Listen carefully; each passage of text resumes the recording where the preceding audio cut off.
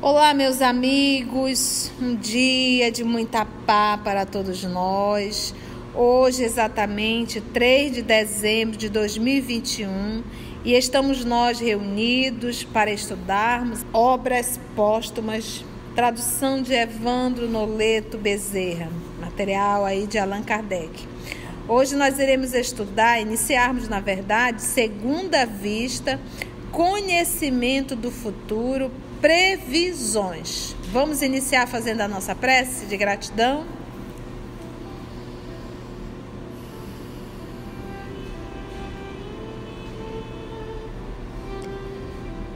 E assim, divino amigo, amor de nossas vidas, nós lhe agradecemos por essa oportunidade, mais uma vez, de estarmos juntos em teu nome para estudarmos a obra espírita. Nós te rogamos, divino amigo, a permissão, o amparo, a proteção e a inspiração de que tanto necessitamos para realizarmos um estudo e um trabalho espírita. Que todo esse material que nós iremos aprender hoje, que tudo isso, Senhor, possa fazer parte da nossa vida, do nosso cotidiano. Nosso sentimento é de gratidão pela oportunidade sempre. Que os bons espíritos em teu nome possam mais uma vez nos inspirar e nos conduzir nesse trabalho. Graça te damos, Senhor, que assim seja.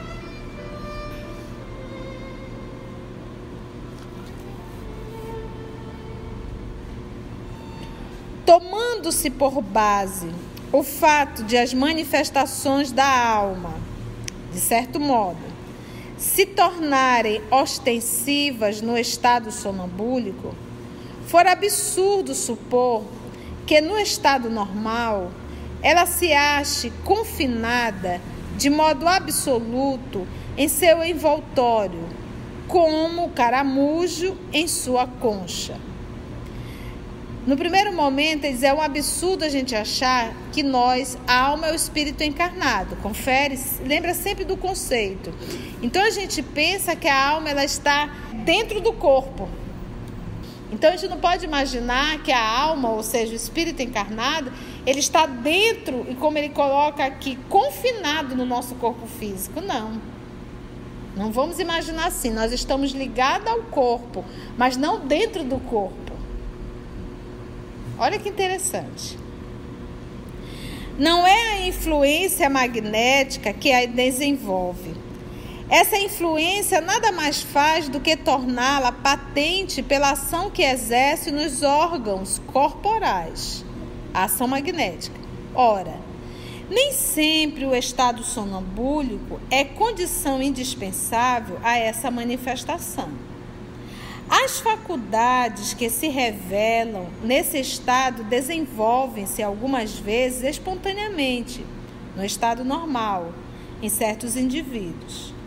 Resulta-lhes daí a faculdade de verem além do limite dos sentidos, porque a gente sabe que no transe sonambúlico a pessoa entra num transe, ela sai da consciência, dessa consciência lúcida, dessa agora, e entra numa consciência espiritual. E isso o transe sonambúlico.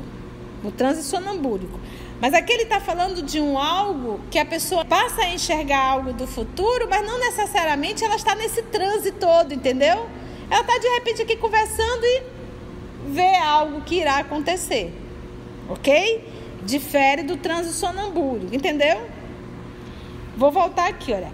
As faculdades que se revelam nesse estado, lembra que nós vamos estudar o quê? De previsões à segunda vista, tá? Conhecimento do futuro. As faculdades que se revelam nesse estado desenvolvem-se algumas vezes espontaneamente, no estado normal, em certos indivíduos. Resulta-lhes daí a faculdade de verem além do limite dos sentidos, de perceberem as coisas ausentes, por onde quer que a alma estenda a sua ação. Vei, se nos podemos servir desta expressão, através da vista ordinária, ou seja, comum, apresentando seus quadros que descrevem e os fatos que narram como o efeito de uma miragem. É o fenômeno a que se dá o nome de segunda vista. Então tá, a pessoa num transe sonambúlico, ela passa a recordar, viver a sua condição de espírito, ela passa a enxergar outros espíritos, ela passa a conversar, ouvir, porque ela está numa condição de um transe sonambúlico, ok? Nesse caso aqui não é um transe sonambúlico, ela simplesmente, por isso é que ele usou o termo que a alma não está presa, confinada ao corpo. E lembra quando a gente fala da irradiação, né? Quanto maior a evolução do espírito, maior o seu poder de irradiação. O que o livro dos espíritos, a pergunta é, mas ela não está concentrada em um órgão específico? Ele diz assim, olha, naqueles que muito pensam, ela centraliza muito mais na cabeça. Olha que interessante. Naqueles que muito amam, no coração, né? É a única abordagem que nós temos em o livro dos Espíritos, né? Na localização, mas não confinado. Confinado é o quê? Preso. Confinado é o quê? Não pode sair. Por exemplo, todas as noites, quando a gente adormece, a gente emancipa, a gente sai. Então, nós não estamos confinados no corpo. Nós podemos sim sair, né? E, por exemplo, você pode estar aqui dentro da sala, olhando para a tia, mas de repente o corpo está aqui e o espírito não está. Porque o espírito vai estar onde está o teu pensamento. Aonde está o teu tesouro, aí também estará o teu coração, né? Entendeste? Porque o pensamento é um atributo do espírito. E nesse momento o espírito se transportou. Por isso é que ele usa o termo que nós não estamos confinados no corpo. Confinado é preso, sem poder sair. Não é assim, tá bom? Essa segunda vista, essa pessoa que tem a capacidade, como ele disse, algumas vezes até desenvolve. A gente vai ver muito isso na obra Paulo Estevão. A gente vai ver muito isso na obra Há 2000 anos. É muito como? No Há 2000 anos nós vamos ver Lívia desenvolvendo isso. Nós vamos ver o próprio apóstolo Paulo. Então, à medida que eles foram se espiritualizando e se moralizando, eles foram despertando essa faculdade. Por isso é que ele usou o termo aqui quando ele disse assim, olha, vou voltar um pouquinho. Resulta-lhes daí a faculdade de verem além do limite dos sentidos, de perceberem as coisas ausentes, por onde quer que a alma estenda a sua ação. A alma estenda a sua ação. Vei, aí ele diz, se nos podemos servir desta expressão, ver, né? Porque quando a gente fala em ver, a gente já pensa o quê? Nos olhos físicos, orgânicos. Mas não é, né? Aí ele diz, através da vista ordinária, né? Apresentando-se os quadros que descrevem os fatos que narram como efeito de uma miragem. É o fenômeno a que se dá o nome de segunda vista. No sonambulismo, a clarividência resulta da mesma causa. A diferença está em que, nesse estado, ela é isolada, independente da vista corporal, ao passo que é simultânea nos que são dotados dessa faculdade em estado de vigília. Então ele diz, o sonambúlico, ele pode ver a distância? Pode, mas ele não está vendo com os olhos do corpo, ele está vendo com os olhos da alma, ele está num transe realmente. Já nessa dupla vista, por isso é que ele usou o termo dupla vista, ao passo que é simultânea nos que são dotados dessa faculdade em estado de vigília, que é simultânea nos que são dotados dessa faculdade. Então é como se ele enxergasse com os olhos, mas na verdade ele chama isso de duplo, porque o transe sonambúlico, o cidadão muitas vezes está até de olhos fechados, que vamos dizer assim. É como Kardec está abordando, tá bom? A gente está aqui não refutando, mas só entendendo as anotações do professor. E aí ele chama de dupla vista. Por que dupla? Com os olhos do corpo e os olhos da alma. A segunda vista quase nunca é permanente. A pessoa não enxerga isso permanentemente. Em geral, O fenômeno se produz espontaneamente. A pessoa está aqui fazendo alguma coisa, de repente ela vê um quadro. Ela vê uma situação. Em dados momentos, sem ser por efeito da vontade. E provoca uma espécie de crise que, algumas vezes, modifica sensivelmente o estado físico. O olho tem qualquer coisa de vago. O indivíduo parece olhar sem ver. Toda a sua fisionomia reflete uma espécie de exaltação. Então, ele entra num certo transe, entendeu? De repente, ele está aqui fazendo uma coisa, de repente, ele para, fixa os olhos, mas você olha para ele, parece que ele não está vendo, o rosto está diferente, há uma mudança. É esse momento de um certo transe. Ele diz assim, reflete uma espécie de exaltação. A gente vai encontrar muito isso aqui, gente, no Antigo Testamento. O que nós hoje chamamos de médios, no Antigo Testamento nós vamos dar o nome de profetas.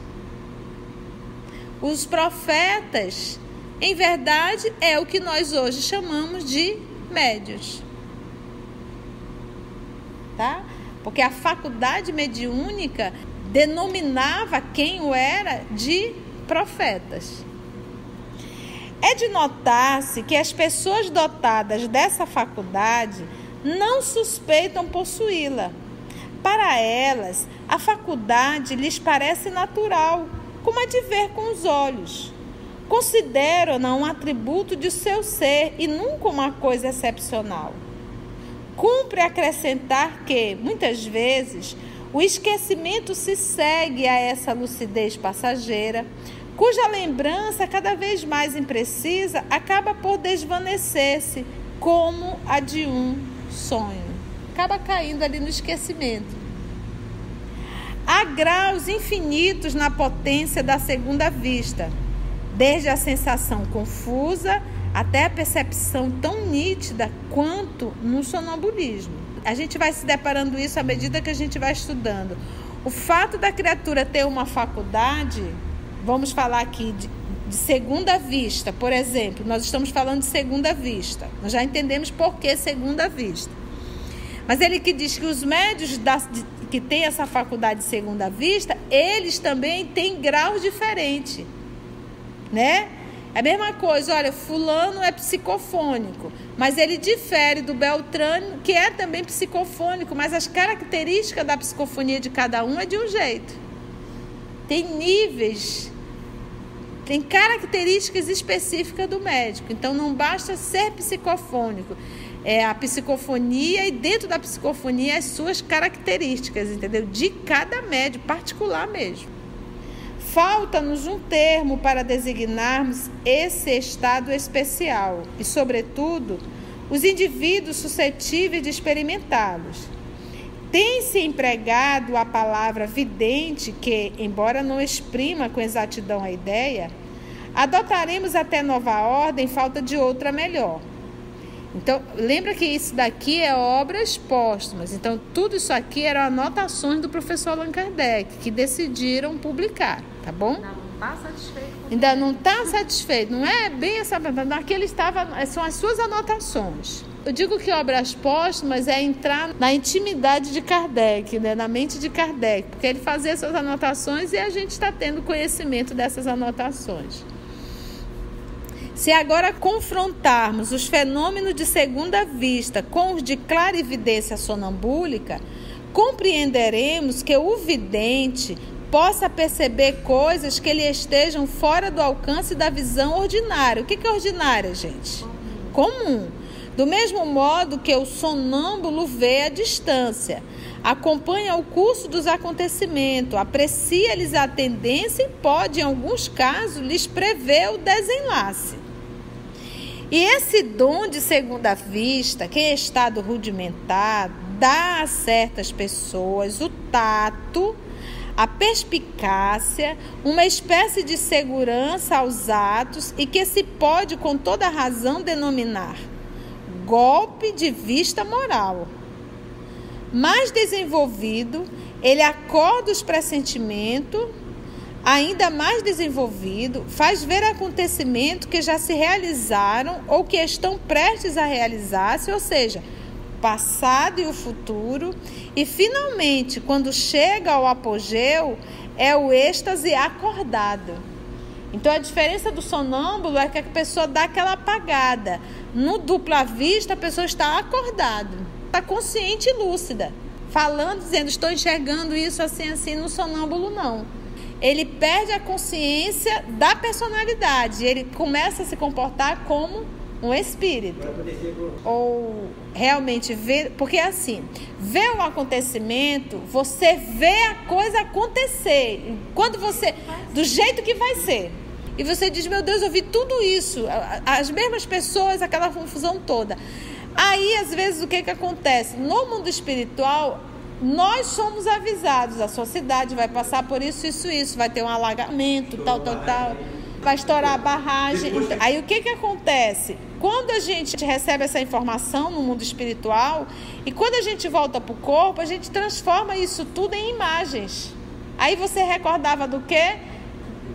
Do dilúvio em relação à Bíblia, que era a imagem que você trazia.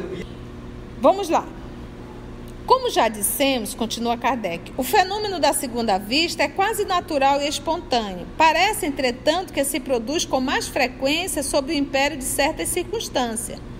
Os tempos de crise, de calamidades, de grandes emoções, todas as causas, enfim, que sobrescitam o moral. Imagina, por exemplo, agora nós não estamos vivendo isso com a pandemia, né? Momento de crise, o momento que todo mundo está alterado. Ele diz que esse período todo provoca o seu desenvolvimento. O desenvolvimento do quê? Da segunda vista. Dir-se-ia que a providência, diante de perigos iminentes, multiplica em torno das criaturas a faculdade de prevê-los. Sempre houve videntes em todos os tempos e em todas as nações, parecendo, no entanto, que alguns povos são mais naturalmente predispostos a tê-los. Dizem que na Escócia é muito comum o dom da segunda vista, sendo encontrado tanto entre a gente do campo quanto entre os que habitam nas montanhas. Os videntes têm sido considerados de modo diverso, conforme os tempos, os costumes e o grau de civilização. Para os céticos, eles não passam de cérebros avariados, de alucinados. As seitas religiosas os transformaram em profetas, sibilas e oráculos. Nos séculos de superstição, que era o nome que eram dados, o que hoje a gente chama de médios. Nos séculos de superstição e ignorância, eram feiticeiros e acabavam nas fogueiras. Que época é essa? Idade Média. Para o homem sensato, que acredita no poder infinito da natureza e na bondade inesgotável do Criador, a dupla vista é uma faculdade inerente à espécie humana, por meio da qual Deus nos revela a existência da nossa essência espiritual.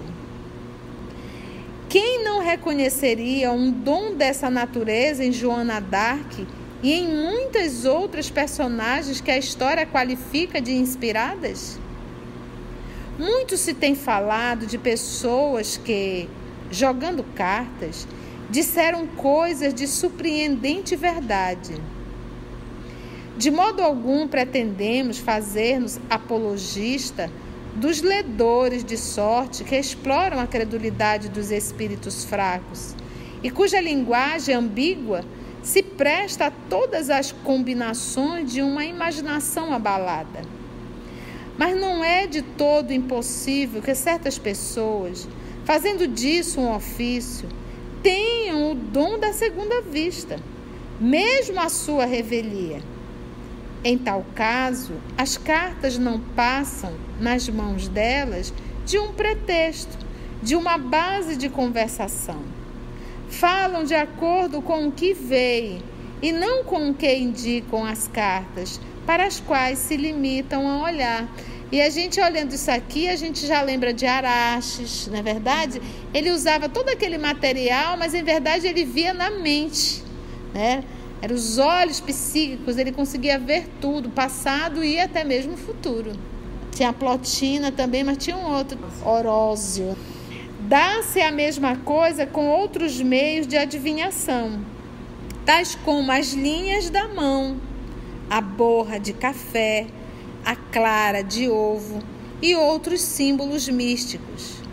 Os sinais das mãos talvez tenham mais valor do que todos os outros meios, não por si mesmo, mas porque, tomando e palpando a mão do consulente, ou seja, daquele que vai fazer a consulta, o pretenso adivinho, caso seja dotado de segunda vista, estabelece relação mais direta com aquele, como se verifica nas consultas sonambúlicas.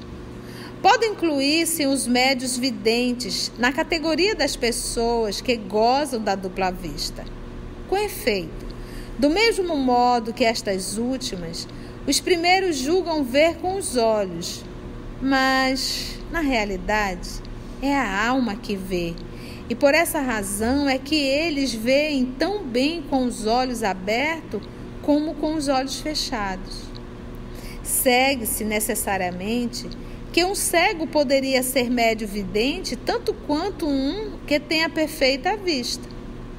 Um estudo interessante a ser feito seria indagar se essa faculdade é mais frequente nos cegos. Somos levados a crer nesta possibilidade, considerando-se que, como se pode verificar experimentalmente, a privação de comunicar-se com o meio exterior, por falta de certos sentidos, confere em geral maior poder à faculdade de abstração da alma e, por conseguinte, maior desenvolvimento ao sentido íntimo, pelo qual ela, a alma, se põe em relação com o mundo espiritual. Podem, pois, os médios videntes ser identificados com as pessoas que gozam da vista espiritual, mas talvez fosse um exagero considerar essas pessoas como médiuns, visto que a mediunidade se caracteriza unicamente pela intervenção dos espíritos, não se podendo ter como ato mediúnico o que alguém faz por si mesmo. A gente chamaria hoje, se ele faz por si mesmo, então um fenômeno anímico e não mediúnico, porque quando você usa assim, é uma faculdade mediúnica, então você está sendo intermediário entre um espírito, aí você ser chamado médium. Mas se é da própria alma, então é um fenômeno anímico, né? Não se podendo ter como ato mediúnico o que alguém faz por si mesmo.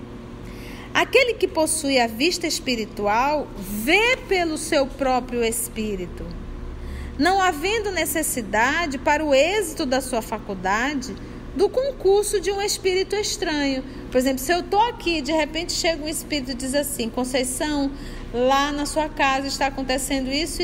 Aí eu olho para Carla: Carla, lá na minha casa está acontecendo isso. É um fenômeno anímico ou mediúnico? Mediúnico. Eu ouvi o espírito falar, eu apenas transmiti. Então esse é um fenômeno mediúnico. Mas se de repente eu estou aqui falando com vocês, de repente eu vejo a imagem da minha casa, aí isso é um fenômeno que? Anímico. O médium vidente, ele é caracterizado porque ele vê os espíritos. A dupla vista, você vê um quadro, uma situação.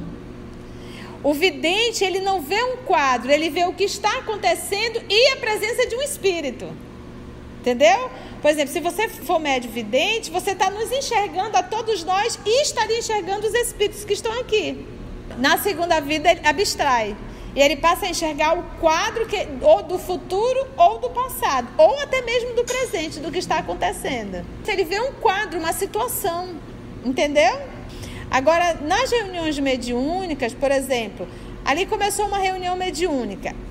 Se o grupo for honesto, as pessoas forem maduras realmente para a mediunidade, de repente, vamos supor, eu não seja médio ostensivo. A Carla o é, médio ostensivo psicofônico. O Alan seria o dialogador. Então, vamos visualizar aqui uma reunião mediúnica. E, de repente, eu, Maria da Conceição, que sou o médio de apoio, começo a enxergar psiquicamente uma imagem de alguém sofrendo muito, se debatendo, tá? Porque é assim que acontece. E de repente essa pessoa é um suicida, mas eu já estou vendo aqui a imagem, eu já começo a envolver essa criatura. E de repente a Carla começa uma comunicação e se identificando como suicida. Poxa, aí fechou legal. Porque aí eu vi a imagem antes dela começar a comunicação. Então isso aí deixa bem clara a autenticidade do que eu vi. E eu posso depois na avaliação dizer, antes que você começasse, eu já estava vendo esse quadro. Então fechou legal, isso fortalece o grupo, estamos juntos. Agora, se de repente a Carla começa a psicofonia, começa a mostrar o local que ela está, a dor que ela está sentindo, e nesse momento eu começo a ver, aí eu posso estar me autossugestionando. Quando a gente não está lendo um livro, a gente não começa a ver imagens? Então, eu posso estar me autossugestionando, tá bom? Então, quando se fala de mediunidade, o professor Allan Kardec nos disse o quê? Que nós temos uma imaginação muito criativa. E por isso é que ele usava o termo do próprio médium. Eu não sou desconfiada da mediunidade. Eu sou desconfiada das pessoas. Porque eu sei, nós aprendemos isso em espiritismo, que tem muita coisa que é criação das pessoas. Então, quando se fala em um grupo mediúnico, as peças têm que se encaixar. Não é depois, é antes. A Cecília está nos trazendo aqui a história de uma vez que ela estava numa reunião mediúnica e ela sentiu muita dor de fome. E aí, de repente, uma outra pessoa, um médium, deu comunicação de um espírito e a lamentação dele era o quê? A fome. Então, isso comprova a autenticidade do fenômeno, entendeu? É assim que nós temos que ir aprendendo com o espiritismo, exercitando dessa forma séria, tá bom?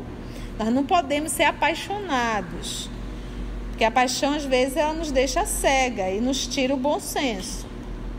Só para finalizar aqui, eu vou repetir. Isto posto, examinemos até que ponto a faculdade da dupla vista pode permitir que se descubram coisas ocultas e se penetre no futuro. Cenas do próximo capítulo. Foi bom, gente? Muitas lições, né? Então, agradecemos a Deus, nosso Pai, e a espiritualidade amiga, a Jesus, o amor de nossa vida, e até o nosso próximo encontro, se Deus assim nos permitir. A gente não pode imaginar que a alma, ou seja, o espírito encarnado, ele está confinado no nosso corpo físico. Não. Nós estamos ligados ao corpo, mas não dentro do corpo. Num transe sonambúlico, a pessoa sai da consciência lúcida e entra numa consciência espiritual. Mas aqui ele está falando de um algo que a pessoa passa a enxergar algo do futuro, mas não necessariamente ela está nesse transe, difere do transe sonambúlico, entendeu? A dupla vista é uma faculdade inerente à espécie humana, por meio da qual Deus nos revela a existência da nossa essência espiritual. Lembra que nós vamos estudar o quê? De previsões à segunda vista, conhecimento do futuro. Que a alma não está presa, confinada ao corpo. E lembra quando a gente fala da irradiação, né? Quanto maior a evolução do espírito, maior o seu poder de irradiação. É a única abordagem que nós temos em o livro Dois Espíritos, né? Na localização. Naqueles que muito pensam, ela centraliza muito mais na cabeça. Naqueles que muito amam, no coração. Todas as noites, quando a gente adormece, a gente emancipa, a gente sai. Então, nós não estamos confinados no corpo. Nós podemos sim sair. Você pode estar aqui dentro da sala, olhando para a tia, mas de repente o corpo está aqui e o espírito não está. Porque o espírito vai estar onde está o teu pensamento. Aonde está o teu tesouro, aí também estará o teu coração, né? O pensamento é um atributo do espírito, e nesse momento o espírito se transportou. Essa segunda vista, essa pessoa que tem a capacidade, às vezes até desenvolve. No há 2000 anos, nós vamos ver Lívia desenvolvendo isso. Nós vamos ver o próprio apóstolo Paulo. Então, à medida que eles foram se espiritualizando e se moralizando, eles foram despertando essa faculdade. O sonambúlico, ele pode ver à distância, mas ele não está vendo com os olhos do corpo, ele está vendo com os olhos da alma, ele está num transe realmente. Já nessa dupla vista, como se ele enxergasse com os olhos, mas na verdade ele chama isso de duplo. Por que duplo? Com os olhos do corpo e os olhos da alma. Ele entra num certo transe, ele para, fixa os olhos, parece que ele não está vendo, o rosto está diferente, há uma mudança. Os médios que têm essa faculdade de segunda vista também têm graus diferentes. Então a diferença do sonâmbulo é que a pessoa dá aquela apagada. No dupla vista, a pessoa está acordada, está consciente e lúcida, falando, dizendo, estou enxergando isso assim, assim. No sonâmbulo não, ele perde a consciência da personalidade, ele começa a se comportar como um espírito. O médio vidente, ele é caracterizado porque ele vê os espíritos. A dupla vista, você vê um quadro, uma situação. O vidente, ele não vê um quadro, ele vê o que está acontecendo e a presença de um espírito. Por exemplo, se você for médio vidente, você está nos enxergando a todos nós e estaria enxergando os espíritos que estão aqui. Na segunda vida, ele passa a enxergar o quadro ou do futuro ou do passado, ou até mesmo do presente, do que está acontecendo. Ele vê um quadro, uma situação. Quando se fala de mediunidade, o professor Allan Kardec nos disse que nós temos uma imaginação muito criativa. E por isso é que ele usava o termo do próprio médium. Eu não sou desconfiada da mediunidade, eu sou desconfiada das pessoas. Tem muita coisa que é criação das pessoas. É assim que nós temos que ir aprendendo com o espiritismo, exercitando dessa forma séria, tá bom? Nós não podemos ser apaixonados, porque a paixão às vezes ela nos deixa cega e nos tira o bom senso.